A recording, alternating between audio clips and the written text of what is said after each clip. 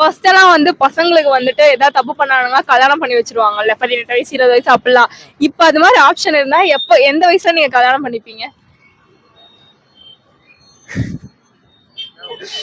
இல்ல அந்த ஆப்ஷன் இருந்திருக்கலாம். இல்ல அது நல்லதுக்குதான். ஆனா இல்ல அபாலிஷ் பண்ணிட்டாங்க. என்ன பண்றது?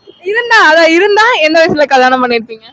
எனக்கு தெரிஞ்சு ஒரு மெச்சூரிட்டி அப்படின்றது இன்னுமே வரல. ஒரு 30 தான் எனக்கு தெரிஞ்சு கல்யாணம் பண்றதுக்கான கரெக்டான வயசு என்ன கேட்டீங்கன்னா. அப்பதான் ஒரு மெச்சூரிட்டி இருக்கும், லைஃப்ல என்ன இருக்கும்னு இருக்கும்.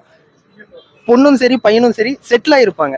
ஃபினான்ஷியலா எப்போ ஃப்ரீடம் ஆறாங்களோ அப்பதான் ஒரு ரிலேஷன்ஷிப்ல என்ன கிடைக்கணுமோ அதை எதிர்பார்ப்பாங்க. யாரும் ஒருத்தங்க ரிலேஷன்ஷிப்ல ஃபார் எக்ஸாம்பிள் நம்ம ஊர்ல எல்லாம் என்ன நடக்கும்னா, பொண்ணுங்க வந்து ஃபினான்ஷியலா வந்து இண்டிபெண்டா இருக்க மாட்டாங்க. அதனாலதான் ரிலேஷன்ஷிப் குள்ள போறப்போ ஓகே நமக்கு செக்யூரிட்டி கிடைச்சா போதும், பணம் இருந்தா போதும், ஒரு வீடு இருந்தா போதும், ஒரு பேசிக்கான விஷயத்துக்கு அப்பதான் செட்டில் ஆகுறாங்க. ஆனா கல்யாணம்ன்றது அதான் லைஃப் ஃபுல்லா இருக்க போறாங்க இல்லையா, அந்த செக்யூரிட்டியை தாண்டி நிறைய விஷயம் கிடைக்கும்.